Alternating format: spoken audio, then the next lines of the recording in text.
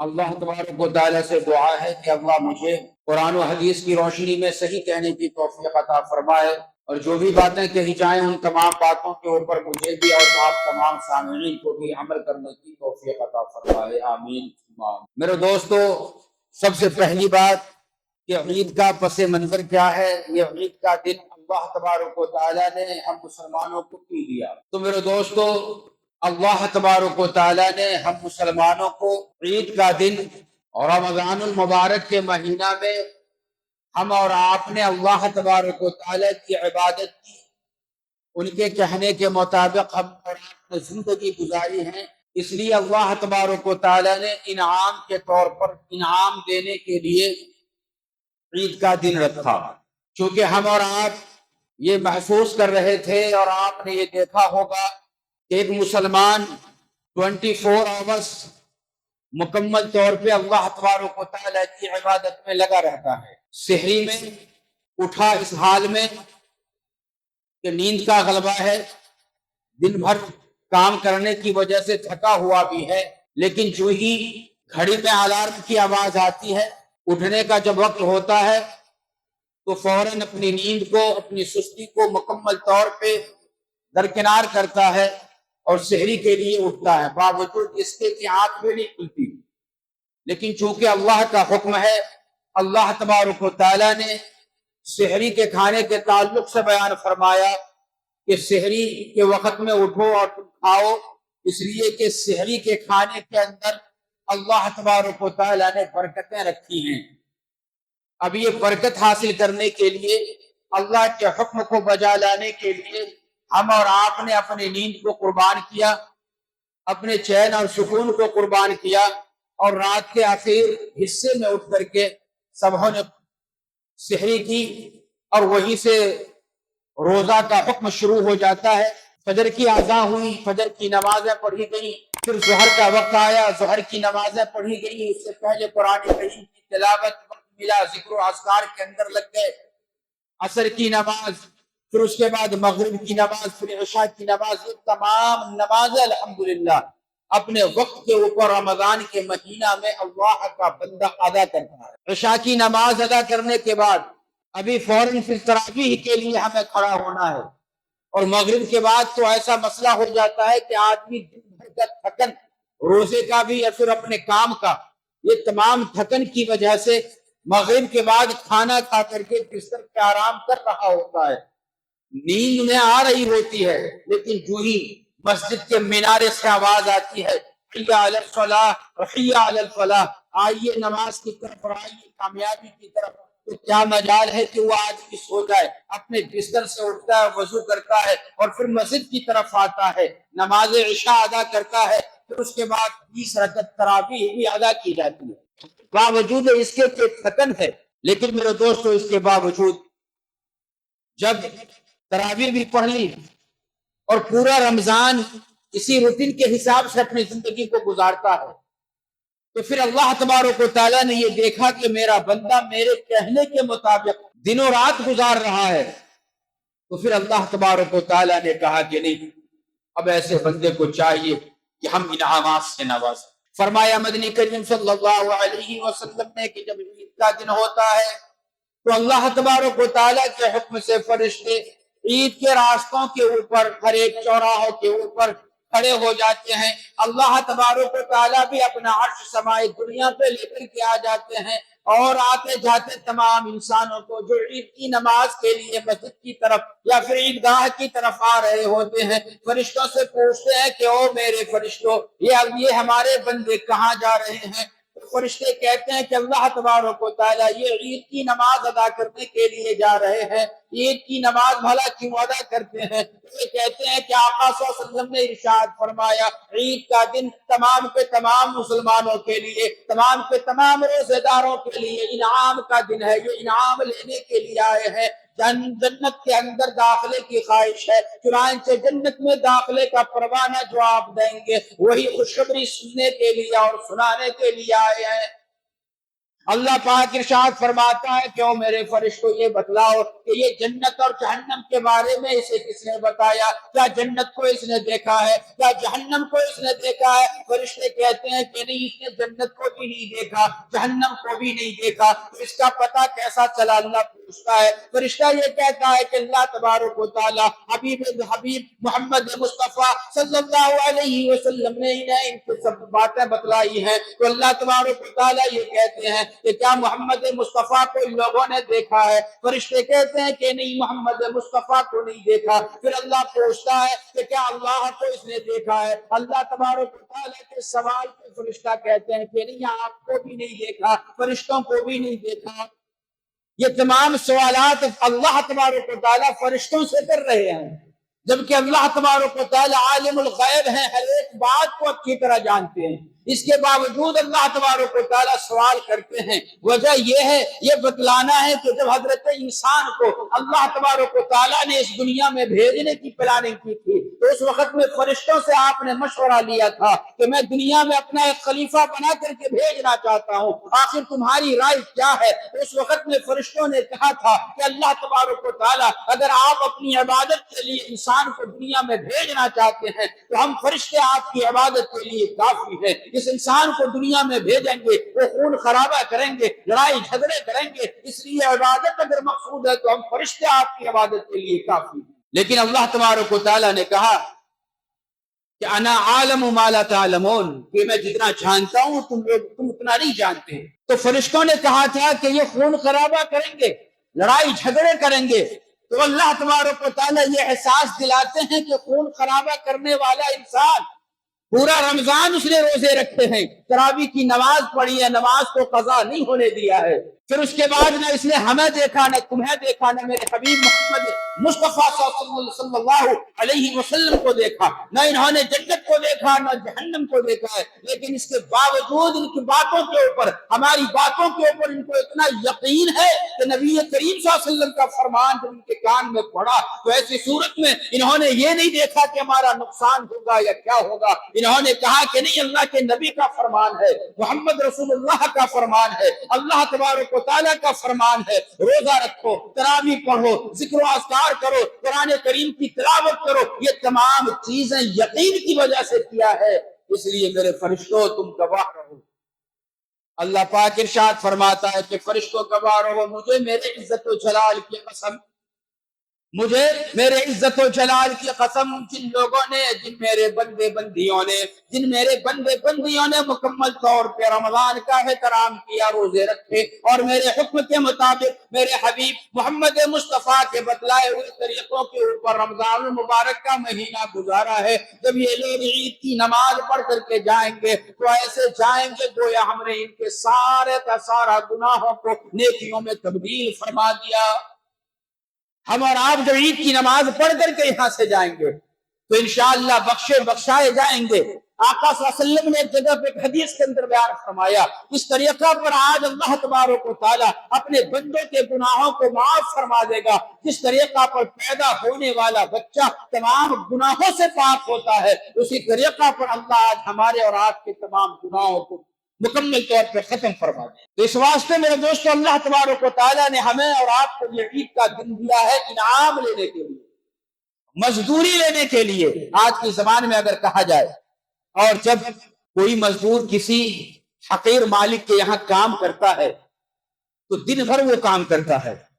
جب کام کا وقت ختم ہوتا ہے تو ایسی صورت میں اپنے حقیر مالک کے پاس جاتا ہے مزدوری لینے کے لیے، تو کیا طریقہ اختیار کرتا ہے؟ دن بھر کام کرنے کے بعد اس کا کپڑا گندا ہو گیا، بدن اور کپڑے کے اوپر داغ و دھبا لگ گئے، پسینے کی وجہ سے اس کے بدن سے پسینے کی بدبو آ رہی ہے، تو اپنے حقیر مالک کے پاس جب مزدوری لینے جاتا ہے تو ویسے ہی نہیں چلا جاتا جیسا کام اس نے چھوڑا تھا، بلکہ کام ختم کرنے کے بعد وہ پانی لیتا ہے اپنے چہرے کو دھلتا ہے، اپنے ہاتھ اور پاؤں کو دھلتا ہے، کپڑے پہ لگے ہوئے دھبے کو وہ صاف کرتا ہے، بدن پہ لگے ہوئے دھبے کو وہ صاف کرتا ہے، اگر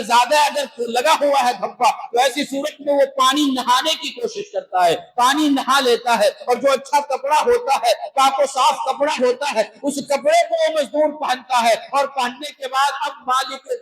اب وہ اپنے مالک کے پاس جاتا ہے، جو دنیا کا وہ مالک ہے، دنیا کے اندر جو حقیر مالک ہے، ان کے پاس جاتا ہے اور کہتا ہے کہ حضور آپ نے جو کام ہمیں دیا تھا وہ کام ہم نے کر لیا ہے، اب مزدوری کی باری، اب آپ مزدوری دیجیے۔ اب یہ حقیر مالک اگر ان کی طبیعت خوش ہے تو ویسے مزدور کو مکمل مزدوری دے دے گا، یا نہیں تو پھر جھڑک دے گا کہ نہیں جو کل کام کریں گے تو کل دوں گا، یا آدھا دینے کے بعد آدھا روک لے گا کہ ابھی کام باقی ہے، یہ کمپلیٹ کریں گے تو باقی مزدوری دوں گا۔ قربان جائیے اللہ تبارک و تعالیٰ کی ذات گرامی کے اوپر کہ اللہ تبارک و تعالیٰ نے بھی دنیا کے اس دستور کو زندہ فرمایا اور احساس دلایا کہ او میرے بندو، تم دنیا کے اندر کام کریں گے دنیا کے کسی حقیر مالک کے پاس، تو ان کے پاس جاتے ہو اپنے داغ و دبا کپڑے اور بدن کا صاف کر کے مزدوری لینے کے لیے، لیکن وہاں مکمل مزدوری نہیں ملا کرتی، کچھ نہ کچھ باقی رکھ لیا کرتا ہے۔ اب جب تم ہمارے دربار میں آئے ہو مزدوری لینے کے لیے، تو تمہیں بھی دنیا کے دستور کو اختیار کرنا ہے، چلو سب سے پہلے پانی نہا لو، سب سے پہلے پانی نہا لو۔ اب پانی نہا لیے تو کہا گیا کہ اب تم نئے کپڑا یا پھر جو کپڑا تمہیں کپڑوں میں سب سے اچھا ہے وہ کپڑا پہن لو۔ ہم اور آپ نے پانی نہائے، بہترین کپڑا جو ہمارے پاس تھا وہ ہم نے پہن لیا، کہا کہ تم جا رہے ہو سکتا ہے پسینے کی بدبو آئے تو ایسی صورت میں اپنے کپڑے کے اوپر اتنا خوشبو لگا لو تاکہ تم جس مالک کے پاس جا رہے ہو تمہارے اس طریقے کو دیکھ کر کے وہ خوش ہو جائے کہ واقعہ ماشاءاللہ کافی اچھا خوشبو ہے۔ پھر اس کے بعد ہم نے خوشبو کپڑے پہ لگائے، پھر اس کے بعد اپنے مالک کے دربار میں جو حقیقی مالک ہے، جہاں ہر کسی کے ساتھ انصاف کیا جاتا ہے، نا انصافی اللہ تبارک و تعالیٰ کے دربار میں ہر کسی نہیں۔ چنانچہ ہم اور آپ آئے ہیں مزدور بن کر کے مزدوری لینے کے لیے، اللہ تبارک و تعالیٰ آج ہم سبوں کو انعامات سے نوازے گا۔ وہ مزدوری کیا ہوگی میرے دوستو؟ وہ مزدوری یہ ہوگی کہ ہم نے رمضان سے پہلے جو زندگی گزاری ہے، چاہے جتنی ہماری اور آپ کی عمر ہے، ان زندگی کے اندر جتنے بھی گناہ کے کام ہوئے ہیں، اللہ تبارک و تعالیٰ اس رمضان کے روزے، تراویح، ذکر و اذکار، قرآن کریم کی تلاوت، ان تمام چیزوں کے بدلے میں ہمارے تمام گناہوں کو ختم فرما دے گا، اور ایک روایت میں ہے جتنے گناہ ہیں ان گناہوں کو نیکیوں میں تبدیل کر دے گا۔ سبحان اللہ، اتنا بڑا انعام اور مکمل طور پہ دیا جائے گا۔ یہ نہیں ہے کہ اس نے تھوڑی سی سستی کی تھی، چلو ان کے سستی کی وجہ سے ہم تھوڑا سا کم ان کو انعام دیں گے، کیونکہ آج ہوتا ہے دنیا کے اندر، بھائی ہم نے تم کو اتنا کام بتلایا تھا، اتنے گھنٹے میں یہاں سے یہاں تک کام ہو جانا چاہتا، تم نے تو آدھا ہی کیا ہے، لہذا مزدوری آدھی دی جائے گی۔ نہیں، اللہ تبارک و تعالیٰ کے پاس جتنا بھی آپ نے کام کیا ہے، چاہے سستی سے کیا ہو، کاہلی سے کیا ہو، شوق اور جذبے سے کیا ہو، اللہ تبارک و تعالیٰ ہمارے اس محنت کو دیکھ کر کے ہمارے تمام تر گناہوں کو معاف فرمائے گا، اور گناہوں کو انشاءاللہ نیکیوں میں تبدیل فرمائے گا۔ پھر اس کے بعد میرے دوستوں دوسری بات کہ عید کے دن ہم لوگوں کو کیا کرنا چاہیے، تو ہمیں اور آپ کو وہی کرنا ہے جو نبی کریم صلی اللہ علیہ وسلم نے کرنے کو کہا اور آپ نے کر کے دکھلایا۔ میں نے کل گزشتہ جمعہ کہا تھا کہ نبی کریم صلی اللہ علیہ وسلم کا عمل عید کے دن صبح جلدی اٹھا کرتے تھے، الحمدللہ ہم اور آپ بھی جلدی اٹھے، فجر کی نماز پڑھا کرتے تھے، الحمدللہ ہم اور آپ نے بھی فجر کی نماز ادا کی ہو، پھر اس کے بعد غسل کرتے، اپنے بدن کو، اپنے ہاتھ اور پاؤں کے ناخن کو تراشتے، بدن کو صاف کرتے، پانی نہاتے اور اچھا سے اچھا کپڑا پہن کر کے عیدگاہ کو آتے، عید کی نماز ادا کرنے کے لیے آتے۔ میرے دوستو ہم اور آپ بھی آئے ہوئے، اتنے خوشبو بھی ہم نے اپنے کپڑے پہ لگائے ہیں، آنے سے پہلے کچھ میٹھی چیز بھی ہم اور آپ نے کھائے ہوں گے، ضرور کھائے ہوں گے، اور وہ تمام سنتوں کو ادا کر کے ہم اور آپ اس وقت میں مسجد کے اندر عید کی نماز ادا کرنے کے لیے آئے ہیں۔ میرے دوستو نبی کریم صلی اللہ علیہ وسلم کا یہی طریقہ تھا، یہاں تک تمام مسلمان الحمدللہ کرتے ہیں، یہاں تک کہ سنت کو ادا کرتے ہیں کہ جب راستے سے آتے ہیں تکبیر تشریق کہتے ہوئے آتے ہیں، اللہ اکبر اللہ اکبر لا الہ الا اللہ واللہ اکبر اللہ اکبر وللہ الحمد۔ یہ تمام چیزیں عید کی نماز پڑھنے آنے سے پہلے کی جو سنت ہے الحمدللہ تقریباً مسلمان اس کے اوپر عمل کرتے ہیں، لیکن مسلمان پھنستا وہاں پہ ہے جب عید کی نماز پڑھ کر کے اپنے اپنے گھروں کو جاتا۔ فرمایا مدنی کریم صلی اللہ علیہ وسلم نے کہ جب تم نے عید کی نماز پڑھ لی، اب عید کی نماز پڑھ کے تم انعام لے کر کے جا رہے ہو، اللہ تبارک و تعالیٰ نے جنت کو واجب کر دیا، تمام گناہوں کو تمہارے معاف کر دیے۔ دنیا کے اندر بات یہ ہے کہ اگر کسی کے پاس آپ نے کام کیا، انعام آپ کو دیا، اور اگر کسی نے آپ کے اوپر مزید احسان کر دیا، کچھ پڑھ کر کے دے دیا، تو ساری زندگی ہم اسے سیلوٹ کرتے ہیں، مارتے رہتے ہیں سیلوٹ، جہاں دیکھا السلام علیکم۔ یہ دنیا کے اندر ایسا ہوتا ہے کہ اگر کسی نے ہمارے اوپر احسان کیا ہے تو ایسی صورت میں جب بھی اگر وہ ملا تو ہم اسے سلام ٹھوکتے ہیں، اس کا احسان مانتے ہیں، دوستوں کے پاس، رشتہ داروں کے پاس ہم اس کا ذکر کرتے ہیں۔ رب کائنات کی قسم، جب اللہ تبارک و تعالیٰ نے اتنا بڑا انعام دے دیا کہ 60 سال کی زندگی، 80 سال کی زندگی، 50 سال کی زندگی، 35 سال، 40 سال کی زندگی، رمضان کا اس نے احترام کیا تو پچھلے زندگی کے تمام گناہوں کو معاف فرما دیا، اس سے بڑا احسان اور کیا ہو سکتا ہے؟ تو ایسی صورت میں ہونا تو یہ چاہیے تھا کہ جب عید کی نماز پڑھ کر کے گئے تو ایسی صورت میں ہم اللہ تبارک و تعالیٰ کا شکریہ ادا کرتے رہے، نمازوں کے ذریعے سے، ذکر و اذکار کے ذریعے سے، قرآن کریم کی تلاوت کے ذریعے سے۔ نبی کریم صلی اللہ علیہ وسلم عید کے دن کو اس طریقہ پر گزارا کرتے تھے کہ اللہ تبارک و تعالیٰ کا بار بار شکر ادا کیا کرتے تھے، نمازوں کے ذریعے سے، قرآن کی تلاوتوں کے ذریعے سے، اور یہی طریقہ صحابہ کرام کا تھا، یہی طریقہ تابعین و تبع تابعین کا تھا، اور ہمارے بزرگان دین کا بھی یہی طریقہ تھا۔ آج ہم لوگوں نے اپنا طریقہ کچھ الگ طریقہ پر بنا لیا کہ جب ہم عید کی نماز پڑھ کر کے جائیں گے تو اب چونکہ شیطان بھی آزاد ہو چکا ہے، اب شیطان انگلی کرے گا مسلمانوں کو، ارے میاں ایک مہینہ نماز پڑھ لی، اب کیا پڑھنا، چل فلاں فلم ہال کے اندر تمہارے پسندیدہ ہیرو کا فلم لگا ہوا ہے، جا کر کے دیکھ۔ ایسا نہیں تو اپنے گھر کے اندر VCR یا پھر موبائل کے اندر جو بھی فلم چاہو دیکھ سکتے ہو۔ میں شیطان کہتا ہے کہ بھائی تو نے ایک مہینہ مکمل طور پہ اپنے آپ کو الگ رکھا ہے، اب چلو امید کرتا ہے اب مسلمان بھی بیچارہ، ہاں یار ایک مہینہ عبادت کیا ہوں، میں تو بہت زیادہ عبادت کیا ہوں، ابھی گناہ معاف کروا کے آ رہا ہوں، چلو پھر سے گناہ کرے تو کیا ہے۔ نبی کریم صلی اللہ علیہ وسلم کا ارشاد گرامی ہے کہ جب دنیا کے اندر کوئی اگر تمہارے اوپر احسان کرتا ہے تو تم اس کا احسان نہیں بولتے بلکہ انہیں بار بار شکریہ ادا کرتے ہو۔ اللہ تبارک و تعالیٰ نے ہمیں اور آپ کو اتنا بڑا انعام دیا کہ تمام گناہوں کو معاف فرما دیا، تو کیا ہم اللہ تبارک و تعالیٰ کا شکریہ نمازوں کے ذریعے سے نہیں کرنا؟ ہمیں چاہیے کہ ہم آج کے دن کو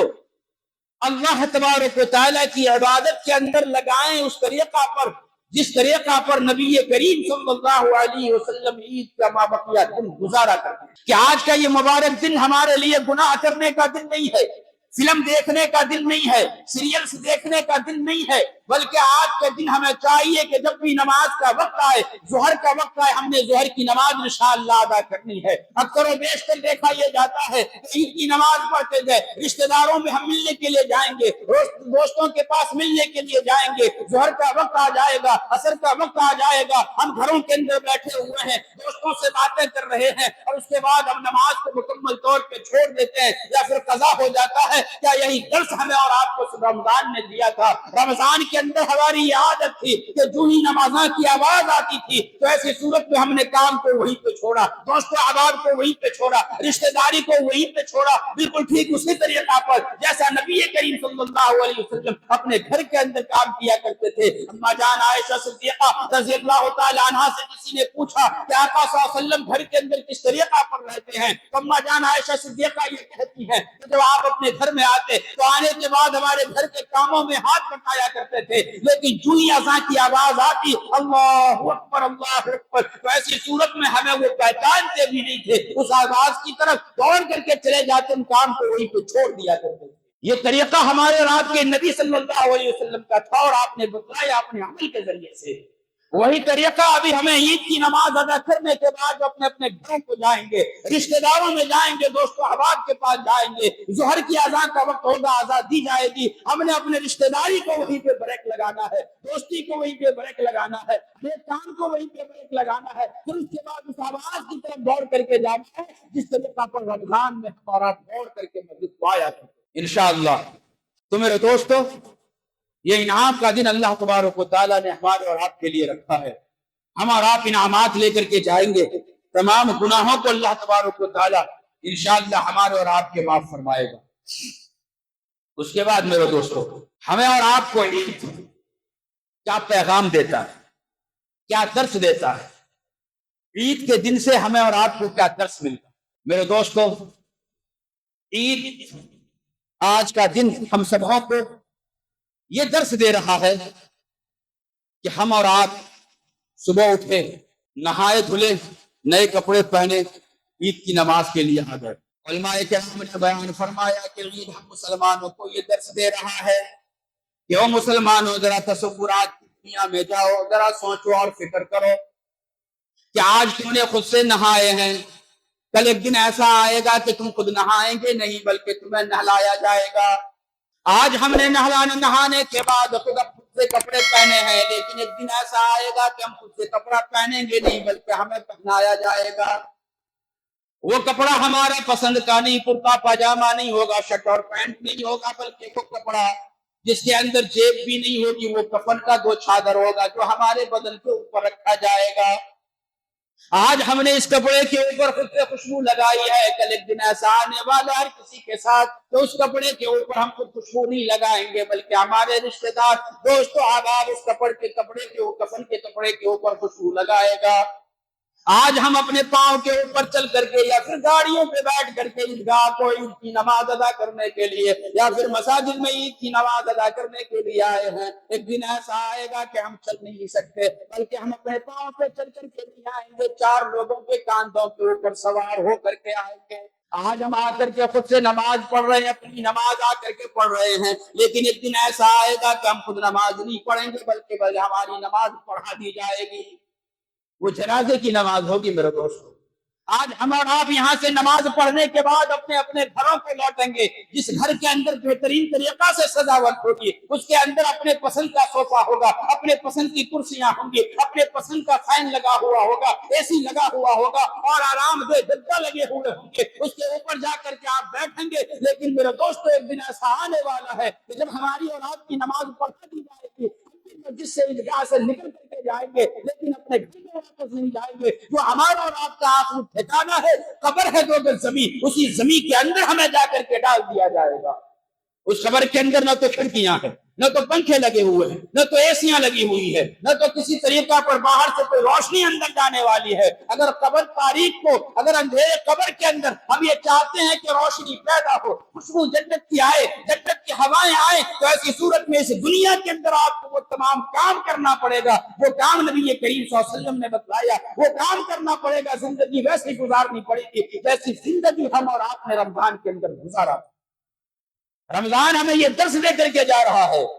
کہ اگر قبر میں اجالا چاہتے ہو قرآن کریم کی تلاوت کرو، اگر قبر میں قرآن کریم کی شفاعت چاہتے ہو تو ہر روز رات میں سونے سے پہلے سورہ ملک کی تلاوت کر کے سویا کرو، اگر چاہتے ہو کہ اللہ تبارک و تعالیٰ جنت تمہیں عطا فرمائے تو ایسی صورت میں نماز کی پابندی کرو، قرآن کریم کی تلاوت کرو، یعنی اللہ کے حکم کے مطابق اپنی زندگی کو گزاریں گے تو اللہ تبارک و تعالیٰ قبر کے اندھیروں کو دور فرمائے گا۔ قبر کے اندر جب انسان کو ڈالا جائے گا نہایت ہی بہت ہی تنگ ہوا کرتا ہے۔ قبر کی سب سے پہلی آخرت کی منزلوں میں سے سب سے پہلی منزل میرے دوستو قبر کی منزل ہے۔ حضرت عثمان غنی رضی اللہ تعالیٰ عنہ کے سامنے جب جنت و جہنم کا ذکر کیا جاتا آپ سن لیتے اور پھر سنا دیا کرتے تھے، قبرستان کا جب ذکر آتا، موت کا ذکر آتا اور قبر کا جب ذکر آتا تو آپ زارے قطار رویا کرتے تھے۔ قبرستان کے قریب سے جب گزرتے تو آپ کے رونگٹے کھڑے ہو جاتے، آپ کانپنے لگ جایا کرتے تھے۔ صحابہ کرام پوچھتے ہیں کہ او عثمان غنی رضی اللہ تعالیٰ عنہ، آپ کے سامنے جنت و جہنم کا ذکر کیا جاتا لیکن آپ کے اوپر کبھی تاری نہیں ہوتی، لیکن جو یہ قبر کا ذکر کیا جاتا ہے تو آپ کب فرمانے لگ جاتے ہو، آپ کے رونگٹے کھڑے ہو جاتے ہیں اور زار و قطار رونے لگ جاتے ہو۔ آخر اس کی وجہ کیا ہے؟ حضرت عثمان غنی رضی اللہ تعالیٰ نے ارشاد فرمایا، میرے دوستو ذرا سنیے، اچھے طریقہ پر سنیے۔ آپ نے ارشاد فرمایا کہ آخرت کی منزلوں میں سے سب سے پہلی منزل قبر کی منزل ہے۔ اگر اس منزل میں انسان کو کامیابی مل گئی تو ایسی صورت میں ماں بقیہ منزلیں بھی آسان ہو جایا کرتی ہیں۔ تو یہ صحابی رسول کا میرے دوستو یہ حال تھا کہ قبر کو دیکھ کر کے رویا کرتے تھے۔ آج ہم اور آپ مردوں کو قبرستان میں جا کر کے دفناتے ہیں، لیکن وہیں پہ دنیا کی باتیں ہو رہی ہوتی ہے، ایسا محسوس ہوتا ہے کہ ہمیں قبر میں اترنا ہی نہیں ہے۔ اس لیے رمضان کا مہینہ جو ہمیں اور آپ کو دیا گیا، یہ عادت ڈالنے کے لیے کہ جو طریقہ، جو زندگی تم نے رمضان میں گزاری ہے، ویسی زندگی تمہیں رمضان کے بعد بھی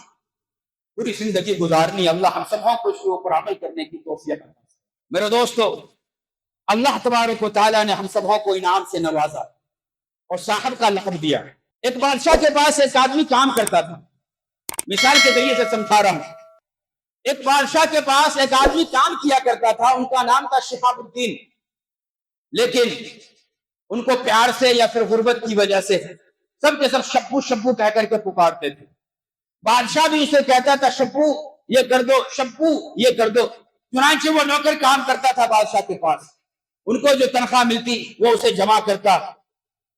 جب بھی کوئی کام سے جاتا کچھ لانے کے لیے کچھ پیسہ وغیرہ بچے تو ایسی صورت میں وہ اسے جمع کرتا تھا، اور جمع کرنے کے لیے اس نے ایک درخت کو چن لیا تھا۔ جو بھی پیسہ آتا مٹی کھودتا درخت کے نیچے اور وہاں پہ جا کر کے رکھ دیتا۔ تھوڑے دنوں کے بعد پیسہ گنتی کرنے کے لیے جب وہ بیٹھا تو اس نے گنتی کیا تو ان کے پاس 10 درہم آ گئے تھے۔ 10 درہم اس زمانے میں بہت ہی زیادہ پیسہ ہے۔ تو اسی درمیان میں بادشاہ نے کہا شبو ادھر آؤ۔ تو اب چونکہ 10 درہم آ گئے تھے ان کے پاس تو تھوڑا سا خطر آ گیا، کہا کہ بھائی اب میں شبو نہیں رہا، میرے پاس بھی پیسے ہیں۔ کہا کہ بادشاہ سلامت، میرا نام شبو نہیں ہے، آپ آئندہ مجھے شبو کہہ کر کے نہ پکارے،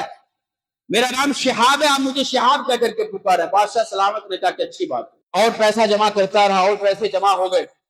ایک دن اور گنتی کرنے کے لیے بیٹھا تو دیکھا یار 10 درہم سے 20 درہم ہو گئے،